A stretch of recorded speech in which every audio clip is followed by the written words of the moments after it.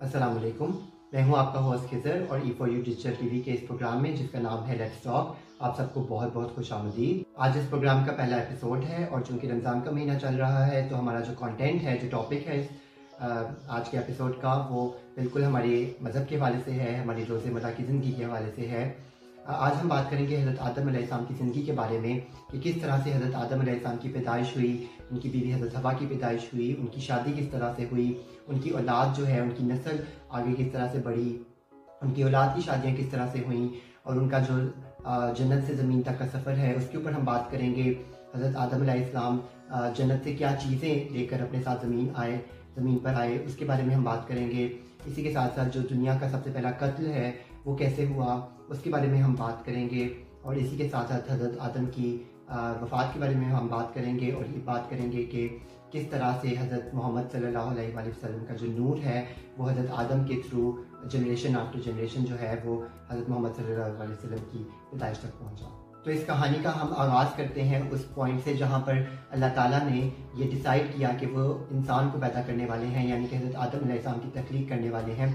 तो सबसे पहले अल्लाह ताला ने हज़रत आदम अलैहिस्सलाम की तख्लीक से पहले फरिश्तों से मशवरा किया और कुरान में भी सूरत अल-बकरा में ये बात बयान की गई है कि और याद कीजिए जब आपके रब ने फरिश्तों से फरमाया बेशक मैं बनाने वाला हूँ ज़मीन में अपना नायब, यानी कि अल्लाह ताला ने अपने फरिश्तों से हज़रत आदम की तख्लीक से पहले ही ये डिस्कशन की, उनसे मशवरा किया। और मशवरा का मतलब उनका अप्रूवल लेना नहीं था, बल्कि उनकी इंपॉर्टेंस बताई गई है कि अल्लाह ताला के लिए उनके मलाइका, उनके फरिश्ते भी बहुत इंपॉर्टेंट हैं कि उन्होंने इतनी बड़ी, इतनी ज़बरदस्त क्रिएशन का जो डिसीजन है वो पहले उनके साथ डिस्कस किया। और उसी के साथ साथ इंसान की भी इंपॉर्टेंस बताई गई है कि इंसान की तख्लीक से पहले ही उनका जिक्र जो है वो आसमानों पर फरिश्तों से किया जा रहा है। तो जब अल्लाह ताला ने अपने फरिश्तों से खलीफा बनाने का मशवरा तलब किया तो फरिश्तों ने ताज्जुब करते हुए अल्लाह ताला से सवाल किया और वो सवाल भी जो है वो सूरह अल-बकरा में मौजूद है कि क्या ऐसे को नायब करेगा जो इसमें फसाद फैलाए और खूनरेज़ियाँ करे। तो अल्लाह ताला ने अपने फरिश्तों से जवाब में कहा कि ऐ मेरे फरिश्तों, मैं वो सब जानता हूँ जो तुम नहीं जानते और बेशक अल्लाह जो है वो सब कुछ जानता है। अल्लाह ताला ने हज़रत आदम का जिस्म यानी कि इंसान जो है वो मिट्टी से पैदा किए हैं। कुरान में भी जगह जगह इस बात का जिक्र आया है कि अल्लाह ताला ने फरमाया है कि बेशक हमने तुम्हारे असल आदम को मिट्टी से पैदा किया है। और जिस मिट्टी से हज़रत आदम का जिस्म तख्लीक किया गया था वो मिट्टी भी बिल्कुल इस ज़मीन से ही ली गई थी जहाँ पर हम आज रहते हैं। तो हज़रत आदम अलैहिस्सलाम के जिस्म की तख्लीक के लिए जो मिट्टी लाने के लिए हज़रत जिब्राईल अलैहिस्सलाम को अल्लाह ताला ने ज़मीन पर भेजा और आप जब तशरीफ़ लेकर आए ज़मीन पर तो ज़मीन से मिट्टी लाने का इरादा किया तो ज़मीन ने बड़ी आजिज़ी के साथ अर्ज़ किया कि मेरी मिट्टी से बनने वाले शख्सों ने अगर खूनरेज़ियाँ की या वो जुराइम किए जिसकी वजह से वो जहन्नम में गए तो मुझे बहुत तकलीफ़ होगी। हज़रत जिब्राईल अलैहिस्सलाम ज़मीन की आजिज़ी को देखकर वापस चले गए और अल्लाह ताला के हज़ूर तमाम माजरा जो है वो बयान कर दिया। इसी तरह फिर हज़रत इसराफील भी आकर वापस चले गए और हज़रत मीकाईल अलैहिस्सलाम भी आकर वापस चले गए। इन सब के बाद हज़रत इज़राइल अलैहिस्सलाम आए और ज़मीन के पास आए और ज़मीन ने वही आजिज़ाना गुफ्तगू की, लेकिन हज़रत इज़राइल अलैहिस्सलाम ने ज़मीन से कहा कि मैं तेरी बात तस्लीम करूँ या अल्लाह ताला के हुक्म पर अमल करूँ। मुझे अल्लाह ताला का हुक्म है तो मैं ये मिट्टी ज़रूर लेकर जाऊँगा। और आपने ज़मीन की इंकसारी की तरफ कोई तवज्जो ना दी, बल्कि अल्लाह ताला के मुताबिक ज़मीन से मिट्टी लेकर अल्लाह के हज़ूर हाजिर हो गए। इसी वजह से अल्लाह ताला ने जो रूह कब्ज़ करने का जो काम भी है वो भी हज़रत इज़राइल के सपोर्ट ही किया है कि ऐसा ना हो कि हज़रत जिब्राईल, मीकाईल या इसराफील अलैहिस्सलाम में से किसी को ये काम उनके ज़िम्मे लगाया तो रूह कब्ज़ करने के लिए जाएँ तो इंसान के, यानी कि जिसकी रूह कब्ज़ करने के लिए आए हैं, उनके घर वालों को, औलाद को, रिश्तेदारों को रोते हुए देखकर इसी तरह छोड़ कर ना वापस आ जाए। तो अल्लाह ताला के हुक्म के मुताबिक एक मुट्ठी भर मिट्टी जो है वो ज़मीन से ली गई और उस मिट्टी में हर किस्म के ज़रात शामिल किए गए। सुर्ख रंग, सफ़ेद रंग, स्याह रंग और इनके दरमियान रंग वाली मिट्टी भी ली गई। इसी तरह कुछ मिट्टी नरम ज़मीन से ली गई, कुछ सख्त ज़मीन से ली गई और इसी तरह कुछ तैयब व हबीस मिट्टी को भी शामिल किया गया। जितने किस्म के रंगों वाली मिट्टी आपके जिस्म में लगाई गई, आपकी औलाद में बिल्कुल उतने ही रंग पाए जाते हैं। इसी तरह कोई नरम दिल है, कोई सख्त दिल है और हमारे अंदर नेक और बुराई करने की सलाहियतें भी मौजूद हैं। पांच हजरात ने यह भी बयान किया कि हज़रत आदम अलैहिस्सलाम की मिट्टी में 60 किस्म की जो रंग हैं वो शामिल किए गए और वो तमाम रंग आप यानी कि हज़रत आदम अलैहिस्सलाम की औलाद यानी कि हम सब जो ह्यूमन बींग्स हैं उन सब में ये तमाम रंग के लोग जो हैं वो पाए जाते हैं। हज़रत आदम अलैहिस्सलाम का जिस्म जब तैयार हो गया तो उनकी सूरत देखकर फरिश्ते बहुत हैरान हो गए। यानी कि फरिश्तों ने कभी ऐसी सूरत ना देखी थी। वो हैरान होकर इसके यानी कि हज़रत आदम अलैहिस्सलाम के जिस्म के इर्द गिर्द फिरते रहे और उनकी खूबसूरती पर ताज्जुब करते रहे। और इब्लीस जो है जो कि उस वक्त फरिश्तों में से ही था, उसे भी जब इस बात की खबर हुई तो अभी वो मरदूद नहीं हुआ था, यानी कि अभी वो अल्लाह ताला की इबादत करने वालों में से ही था। वो भी जब इस कालिब या इस जिस्म को देखने आया और उसके गिर्द फिर कर बोला कि तुम इस पर ताज्जुब करते हो, ये तो अंदर से बिल्कुल खाली जिस्म है जिसमें जगह जगह सुराख हैं और कमज़ोरी का ये हाल है कि अगर भूखा हो तो गिर पड़े, खूब सैर हो जाए तो बिल्कुल चल भी ना सके। इस खाली जिस्म से तो कुछ भी नहीं हो सकेगा। और इसके साथ साथ इब्लीस कहने लगा कि इसके सीने के बाईं तरफ एक बंद कोठरी है, अब ये नहीं पता कि इसमें क्या है, शायद यही लतीफ़ा रब्बानी की जगह हो जिसकी वजह से ये खिलाफत का हकदार हो। इसके बाद अल्लाह ताला ने जब हज़रत आदम अलैहिस्सलाम का जब जिस्म तैयार हो गया और फरिश्तों ने बिल्कुल उनकी खूबसूरती को बयान किया तो अल्लाह ताला ने रूह को हुक्म दिया कि इस कालिब यानी कि इस जिस्म में दाखिल हो जा और तमाम हिस्सों में फैल जा। जब रूह उस कालिब के पास पहुंची तो जिस्म को तंग और तारीक पाया और अंदर जाने से रुक गई। तो बाज़ जगह पे आता है कि हज़रत मोहम्मद सल्लल्लाहु अलैहि वसल्लम का जो नूर है वो इस कालिब की पेशानी पर रखा गया अमानत के तौर पर, और उसकी वजह से जो रूह है वो आहिस्ता आहिस्ता दाखिल होने लगी। जब रूह उस जिस्म के सन में थी तो आपको छींक यानी कि हज़रत आदम अलैहिस्सलाम को छींक आई और ज़ुबान में पहुंची तो आपने अल्हम्दुलिल्लाह पढ़ा। तो अल्लाह ताला ने फरमाया कि ए अबू मोहम्मद, मैंने तुम्हें अपनी हम्द के लिए पैदा किया है।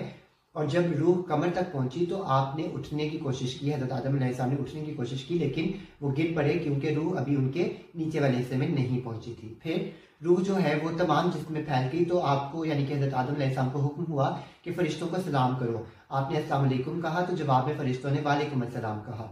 अल्लाह ताला ने फरमाया कि यही आपके यानी कि हज़रत आदम के लिए और उनकी औलाद के लिए सलाम का तरीका होगा।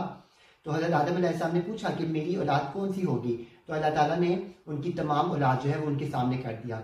यानी कि नबी करीम सल्लल्लाहु अलैहि वसल्लम ने भी ये बात की है कि बेशक अल्लाह ताला ने आदम अलैहिस्सलाम को पैदा फरमाया, फिर उनकी पीठ पर अपना दस्ते कुदरत फेरा और आपकी औलाद को निकाल जाहिर किया और फरमाया कि ये वो लोग हैं जिन्हें मैंने जन्नत के लिए पैदा किया है और ये जन्नत वाले अमल करेंगे।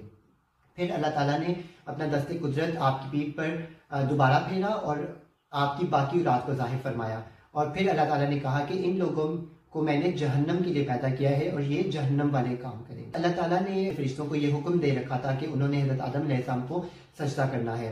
तो जब हज़रत आदम अलैहिस्सलाम की जिस्म में रूह दाखिल हो गई तो सबसे पहले हज़रत जिब्राईल ने, फिर मीकाईल, फिर इसराफील अलैहिस्सलाम ने और फिर हज़रत इस्राईल अलैहिस्सलाम ने सजदा किया और फिर तमाम फरिश्तों ने। इसीलिए हज़रत जिब्राईल अलैहिस्सलाम को सबसे बड़ा दर्जा दिया गया है, यानी अंबिया किराम पर वही लाने का जो काम है वो इनके सुपुर्द किया गया है। लेकिन कुछ हजरात ने यह भी कहा है कि सबसे पहले सजदा जो है वो हज़रत इसराफील अलैहिस्सलाम ने किया था, इसीलिए उनकी पेशानी पर सारा कुरान भी लिख दिया गया है। तो जहाँ पर तमाम फरिश्ते हज़रत आदम अलैहिस्सलाम को सजदा कर रहे हैं वहाँ इब्लीस ने तकब्बुर की वजह से हज़रत आदम अलैहिस्सलाम को सजदा करने से इनकार कर दिया। यानी कि वो इतना उसमें गरूर था, तकब्बुर था कि उसने अल्लाह ताला का ये हुक्म मानने से इनकार कर दिया। और जब अल्लाह ताला ने उससे पूछा कि तूने सजदा क्यों नहीं किया, तो जवाब में इब्लीस ने ये जवाब दिया कि मैं इनसे बेहतर हूँ क्योंकि तूने मुझे आग से पैदा किया है और इन्हें मिट्टी से। अल्लाह ताला के इस हुक्म की नाफरमानी की वजह से अल्लाह ताला ने इब्लीस को हुक्म दिया कि तू जन्नत से निकल जा, तू मरदूद है और बेशक क़यामत तक तुझ पर लानत है।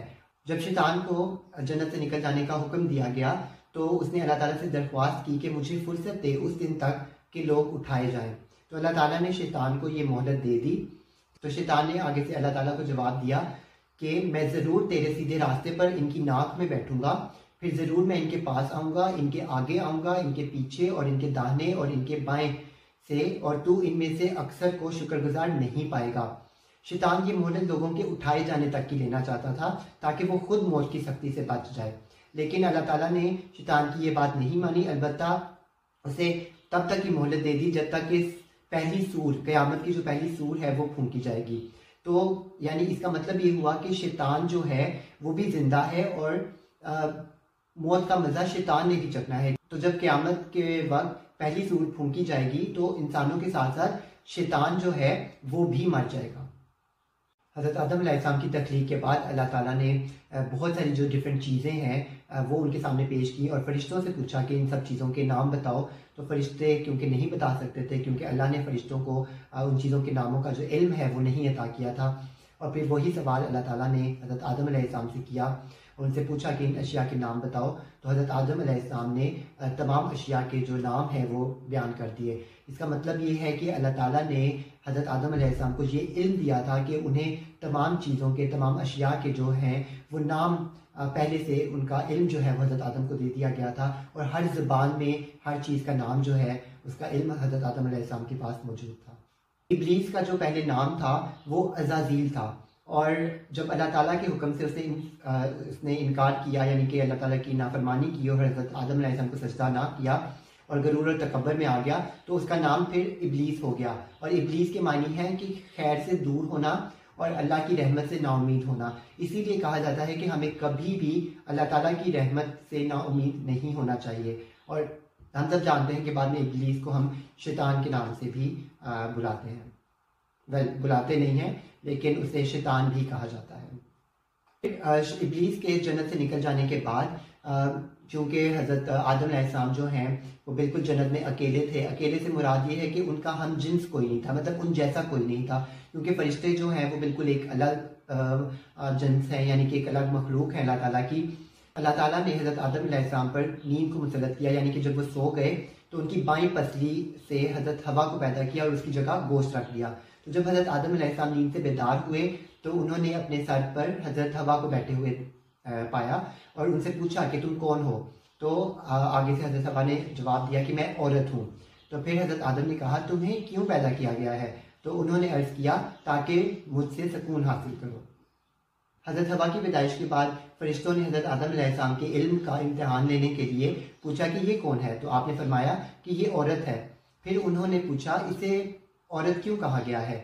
तो हज़रत आदम ने फरमाया चूँकि ये मर्द से बनी है इसलिए इसे औरत कहा गया है। फिर फरिश्तों ने सवाल किया कि इसका नाम क्या है। तो हज़रत आदम ने फरमाया कि इसका नाम हवा है। तो फिर उन्होंने पूछा कि इनका नाम हवा क्यों रखा गया है। तो हज़रत आदम अलैहिस्सलाम ने फरमाया कि जिंदा चीज़ को ही कहा जाता है, ये भी जिंदा से पैदा हुई है, इसीलिए इसका नाम हवा रखा गया है। तो हज़रत हवा की पैदाइश के बाद जब हज़रत आदम अलैहिस्सलाम बहुत ही मोहब्बत से उनकी तरफ गए तो फरिश्तों ने कहा कि ए आदम ठहर जाओ, पहले महर अदा करो।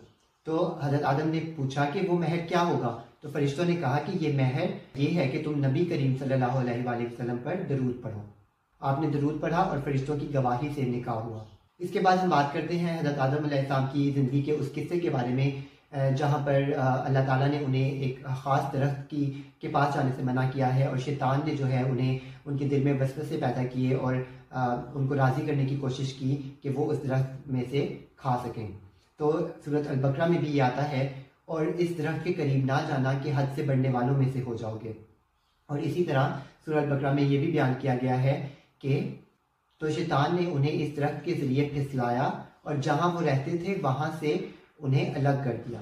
शैतान ने उनसे इस फरमाने इलाही की नाफरमानी करवाने की कोशिश की कि मैं तुम्हें ऐसा दरख्त ना दिखाऊं जिसके खाने से तुम हमेशा जन्नत में रहो और तुम्हें ऐसी बादशाही नसीब हो जाए जिसमें कभी किसी किस्म की कमज़ोरी पैदा ना हो।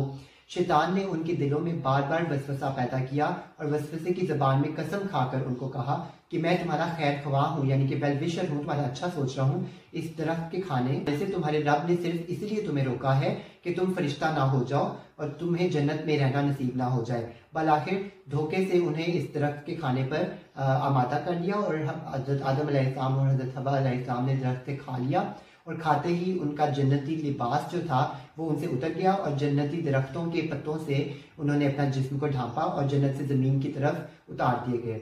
और इस वजह से जो है शैतान की जो ख्वाहिश थी वो पूरी हो गई। अब शैतान का जो असल मकसद था इस वसवसे के पीछे कि वो हज़रत आदम को वो चाहता था कि हज़रत आदम अल्लाह की नाफरमानी करते हुए जन्नत से निकाले जाएं जैसे कि शैतान को निकाला गया। लेकिन अल्लाह की कुदरत से ऐसा हुआ कि उन्हें इस नाफरमानी से बचा लिया गया और दरख्त खाने से पहले ही उन्हें हज़रत आदम अलैहिस्सलाम ये भूल गए कि अल्लाह ताला ने उन्हें इस दरख्त के पास ना जाने का हुक्म दिया था। तो चूंकि हज़रत आदम अलैहिस्सलाम और हज़रत हवा जो हैं वो जन्नत में थे और शैतान को तो जन्नत से निकाल दिया गया था, तो उसने ज़मीन से ही वसवसे की ज़बान में वो कुछ कह दिया जो कुछ वो कहना चाहता था, क्योंकि शैतान को आसमानों पर चढ़ने की ना तो इजाज़त थी और ना ही वो चढ़ सकता था। इस वाक़े के बाद हज़रत आदम अलैहिस्सलाम को जन्नत की और उनकी बीवी हज़रत हवा अलैहिस्सलाम को जन्नत की नेमतों से अलग होना पड़ा। हज़रत आदम अलैहिस्सलाम के साथ 3 किस्म के जन्नती मेवे जो आए, यानी कि 3 किस्म के फल आए। एक वो जो पूरे खा लिए जाते हैं, दूसरे वो जो जिनका ऊपरी हिस्सा खा लिया जाता है और गुठली फेंक दी जाती है, और तीसरे वो जिनका ऊपरी छिलका फेंक दिया जाता है और अंदरूनी हिस्सा खा लिया जाता है। तो ये 3 मुख्तलिफ किस्म के जो फल हैं वो हज़रत आदम अपने साथ जन्नत से ज़मीन पर लेकर आए। इसके साथ साथ वो कुछ लोहे के औजार भी अपने साथ ज़मीन पर लेकर आए। इसके साथ ही हज़रत आदम हिजरा सूद जो है, जो कि जन्नत का पत्थर है, जो कि खाना काबा में लगा हुआ है, वो स्याह रंग का पत्थर, वो भी अपने साथ वो लेकर आए। और इसी के साथ साथ वो हज़रत मूसा अलैहिस्सलाम का जो असा था, जो बाद में हज़रत मूसा अलैहिस्सलाम के पास आया, वो असा भी वो जन्नत से अपने साथ ज़मीन पर लेकर आए। हज़रत आदम अलैहिस्सलाम को दुनिया में आकर बहुत वहशत और बहुत घबराहट सी महसूस हुई, और उसके बाद हज़रत जिब्राइल अलैहिस्सलाम ज़मीन पर आए और उन्होंने बुलंद आवाज़ में अजान दी। और जब आदम अलैहिस्सलाम ने अजान में हजूर का नाम सुना तो उनकी सारी जो वहशत थी वो दूर हो गई। हज़रत आदम अलैहिस्सलाम ने अपनी उस भूल, जो दरख्त से वो फल खाने की जो उन्होंने भूल की थी, उसकी बहुत सारी तौबा की, और बिल्कुल अल्लाह ताला ने उनकी तौबा को कबूल भी किया। जब ज़मीन पर तशरीफ़ लाए तो हज़रत आदम अलैहिस्सलाम हिंदुस्तान के इलाका सरंदीप के पहाड़ पर उतरे, और हज़रत हवा जो है वो जद्दा में उतरी। और हज़रत आदम अलैहिस्सलाम की तौबा कबूल होने के बाद दोनों की मुलाकात, यानी कि हज़रत आदम अलैहिस्सलाम और हज़रत हवा की मुलाकात दोबारा हुई अरफात के मुकाम पर। दोनों को एक दूसरे को उन्होंने पहचाना, इसी वजह से उस मैदान को अरफात कहते हैं, यानी कि पहचानने की जगह। जब हज़रत आदम अलैहिस्सलाम जन्नत से आए तो उनसे अरबी ज़ुबान भी ले ली गई थी, यानी कि भुला दी गई। इतने रोज़ तक वो सिरियानी ज़ुबान में कलाम फरमाते रहे। तो जब उनकी तौबा कबूल होने के बाद अरबी ज़ुबान फिर से उन्हें दोबारा अता हो गई। तो हज़रत जिब्राइल अलैहिस्सलाम ने तमाम आलिम के जानवरों को इसके बाद आवाज़ दी कि ए जानवरों, हक ताला ने तुम पर अपना खलीफा भेजा है, इसकी अतायत करो और फरमाबरदारी करो। और इसके बाद जो जितने भी जो दरियाई जानवर हैं, यानी कि मछली वगैरह, उन सब ने सर उठाकर अतायत जाहिर की। और जो खुश्की के जानवर हैं, जो ज़मीन पर रहने वाले जानवर हैं, उनके आसपास वो सब हज़रत आदम अलैहिस्सलाम के आसपास जमा हो गए।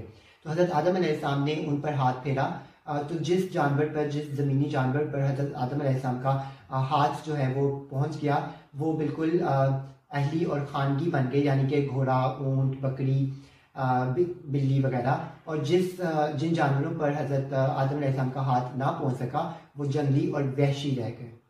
इस जानवरों के वाक़े के बाद हज़रत आदम अलैहिस्सलाम ने अल्लाह ताला से अर्ज़ किया कि ए मेरे मौला, मेरी औलाद बहुत कमज़ोर है और इब्लीस का फ़रेब जो है वो बहुत सख्त है, तो अगर तू मेरी औलाद की मदद नहीं करेगा तो वो इब्लीस से कैसे बच सकेंगे।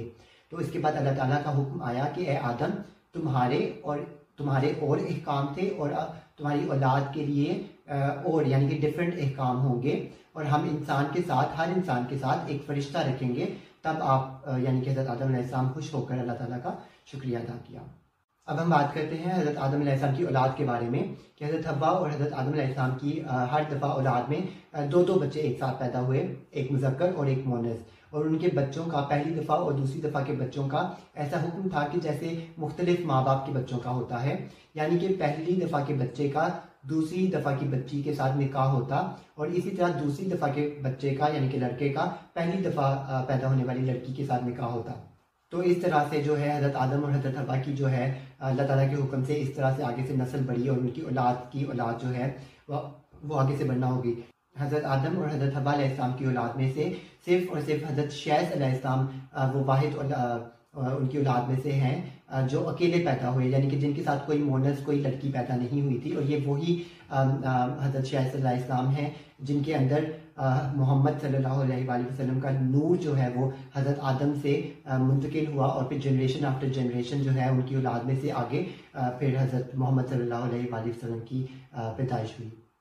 अब हम बात करते हैं हज़रत आदम अलैहिस्सलाम की ज़िंदगी के उस वाक़े के बारे में कि जो बिल्कुल दिल को या बहुत ज़्यादा हैरान कुन और बहुत ही दिल को हिला देने वाला वाक़या है कि हज़रत आदम अलैहिस्सलाम की औलाद में से उनके जो 2 बेटे थे, काबिल और हाबील। तो काबिल जो है वो बड़ा बेटा था और हाबील जो है वो छोटा बेटा था। तो काबिल खेतीबाड़ी करता था और हाबील जो है वो बकरियां चराता था। काबिल के साथ पैदा होने वाली लड़की का नाम जो था वो अकलीमा रखा गया, और वो बहुत ही ज़्यादा हसीन व जमील थी। और जो हाबील के साथ पैदा होने वाली लड़की थी उसका नाम लब्वा था, जो खूबसूरती में कुछ कम थी हज़रत आदम अलैहिस्सलाम की शरीयत के कानून के मुताबिक। जो था काबील के साथ पैदा होने वाली लड़की का निकाह हाबील से, और हाबील के साथ पैदा होने वाली लड़की का निकाह जो है वो काबील से होना था। लेकिन काबील ने ऐसा करने से इनकार कर दिया। उसने कहा कि मेरे साथ पैदा होने वाली लड़की के साथ ही मैं निकाह करूँगा, क्योंकि वो उसे ज़्यादा खूबसूरत लगी। तो काबील की इज्जत की वजह से हज़रत आदम अलैहिस्सलाम ने उन्हें मशवरा दिया, उनसे कहा कि तुम दोनों अल्लाह की राह में कोई ना कोई चीज़ पेश करो, जो सच्चा होगा उसका सदका जो है वो अल्लाह ताला कबूल करेगा। उस वक्त कबूलियत की ये इलामत थी कि जिसका सदका कबूल हो जाता था उसे कुदरती तौर पर आने वाली आग खा जाती, और जो कबूल नहीं होता था उसे आग नहीं खाती थी।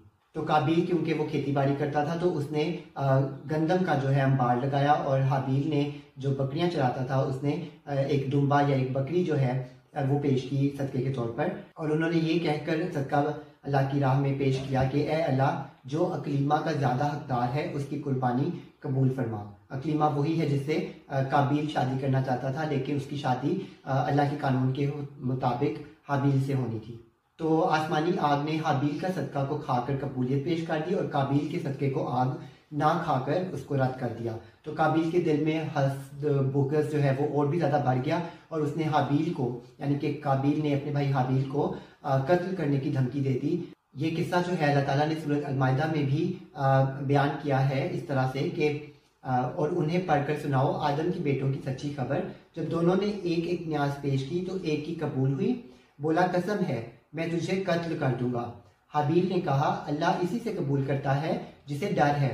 बेशक अगर तू अपना हाथ मुझ पर बढ़ाएगा तो मुझे कत्ल करेगा, तो मैं अपना हाथ तुझ पर नहीं बढ़ाऊंगा तुझे कत्ल करने के लिए। मैं अल्लाह ताला से डरता हूँ जो मालिक है सारे जहान का। मैं तौबा चाहता हूँ कि मेरा और तेरा गुनाह दोनों तेरे ही पल्ले पड़े और तू दोज़खी हो जाए, और बेइंसाफों की सज़ा यही है। इस वाक़े को कुरान में इसका जिक्र करने का एक ये भी मतलब है कि हसद की बुराई जो है वो लोगों को पता चले, और लोग हसद करने वालों को सबक हासिल हो सके, और क़यामत तक लोग हसद करने को बुरा समझें। तो काबील ने अपने भाई हाबील को सिर्फ कत्ल करने की धमकी ही नहीं दी, बल्कि उनका कत्ल कर दिया, और ये बात भी सूरह अल-माइदा में बयान की गई है।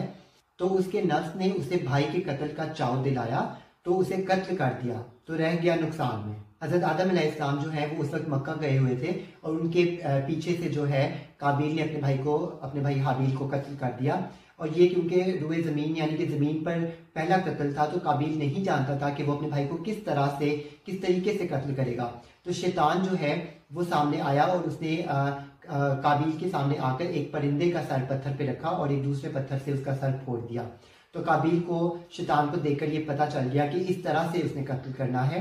तो हाबील चूंकि बकरियां चराता था और वो एक दरख्त के नीचे सो रहा था, तो काबील ने उनके सर पर पत्थर दे मारा और उनका कत्ल कर दिया। इस वक्त जो हाबील की जो उम्र थी जिनका कत्ल हुआ वो करीब 20 साल थी। ये कहा जाता है कि जब काबील ने हाबील को कत्ल कर दिया तो उसकी अक्ल ज़ायल हो गई, दिल में समझने की, सोचे समझने की सलाहियत जो है वो खत्म हो गई। इसी तरह पागल ही रहा और इसी तरह से मर गया। कत्ल करने से पहले उसका रंग जो है, काबील का जो रंग था कत्ल करने से पहले वो सफ़ेद था, और कत्ल करने के बाद उसका जिस्म जो है वो काला स्याह रंग का हो गया। तो हज़रत आदम अलैहिस्सलाम जब मक्का मुकरमा की सरजमीन से जब वापस आए और उन्होंने काबील से पूछा कि तुम्हारा भाई कहाँ है, तो काबील ने जवाब में कहा कि मैं इसका जिम्मेदार तो नहीं था। तो हज़रत आदम अलैहिस्सलाम ने फरमाया कि तूने उसे कत्ल कर दिया है, इसीलिए तेरा जिस्म जो है वो स्याह हो चुका है। तो इसी वजह से अल्लाह ताला का जो काबील पर जो इज़ाब है इस कत्ल करने का वो बिल्कुल हक नहीं होता, बल्कि रसूलुल्लाह सल्लल्लाहु अलैहि वसल्लम ने भी ये बात बताई है कि जो शख्स भी जुल्मन कत्ल होगा उसके कत्ल का इज़ाब भी हज़रत आदम अलैहिस्सलाम के इस बेटे पर होगा, क्योंकि सबसे पहले उसी ने कत्ल की जो इब्तिदा है वो की थी। जिस तरह कत्ल करने वाले को इज़ाब होगा, उसी तरह कत्ल की इब्तिदा करने वाले को भी हर दफ़ा हर कत्ल का इज़ाब उस पर भी होता रहेगा। हज़रत आदम अलैहिस्सलाम अपने बेटे के कत्ल पर बहुत ज़्यादा गमज़दा हुए कि 100 साल तक आप मुस्कुराए ही नहीं। तो इसके बाद आपको एक और बेटे की बिशारत दी गई, यानी कि आपको कहा गया अल्लाह आपको ज़िंदा रखे और अल्लाह ताला आपको एक और बेटा अता फरमाने वाला है, तो आप मुस्कुराए।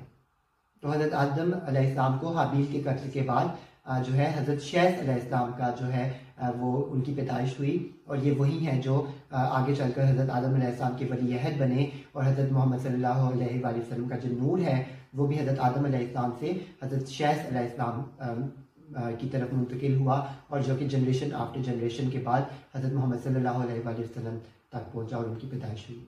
तो इस कत्ल का जो वाक़या है उसमें एक और बहुत इंटरेस्टिंग बात थी कि काबील ने जब हाबील को कत्ल कर दिया तो अब वो ये नहीं जानता था कि अब क्या करे, तो वो अपने भाई की लाश को बोरी में डालकर फिरता रहा, यहाँ तक कि लाश बदबूदार हो गई और उसके छुपाने का कोई तरीका उसके जहन में जो है वो नहीं आ रहा था।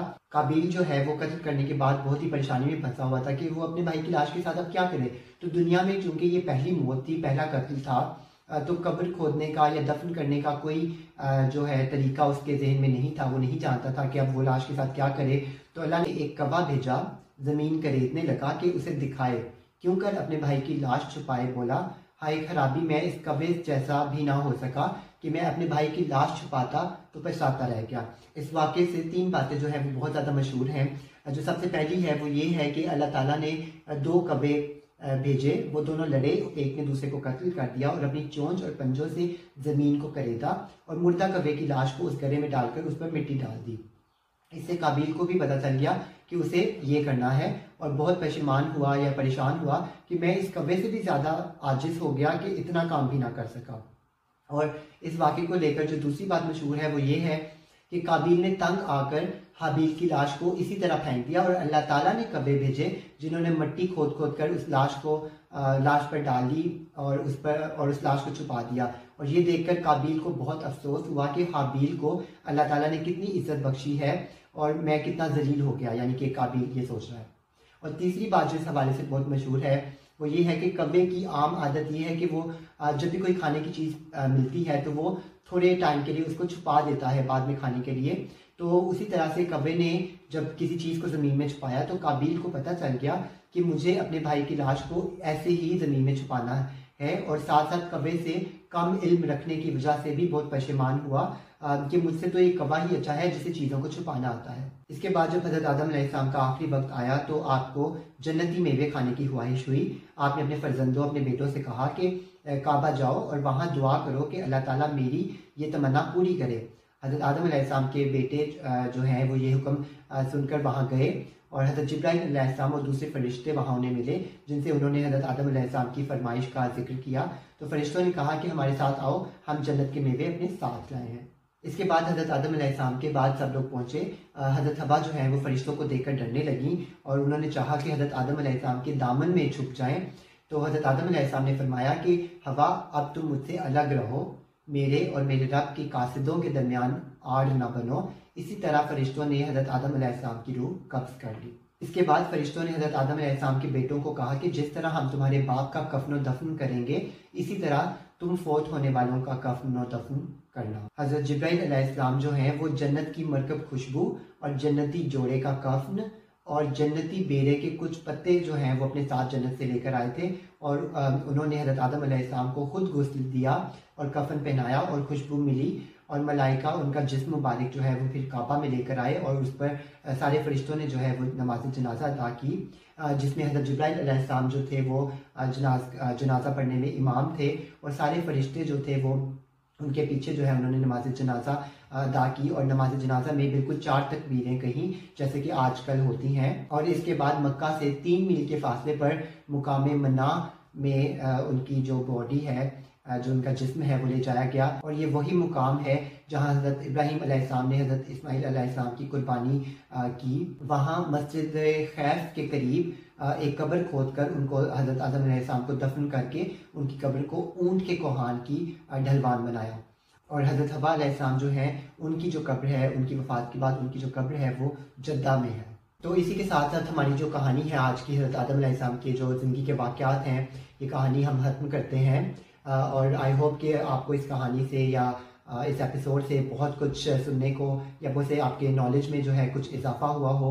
इसी के साथ साथ हम आज के अपने एपिसोड का अख्ताम करते हैं। इंशाल्लाह नेक्स्ट एपिसोड पे आपसे मुलाकात होगी एक डिफरेंट नबी की ज़िंदगी की कहानी के बारे में, उनकी ज़िंदगी, उनके किस्से, उनके वाक़यात के बारे में। तो तब तक के लिए अल्लाह हाफ़िज़।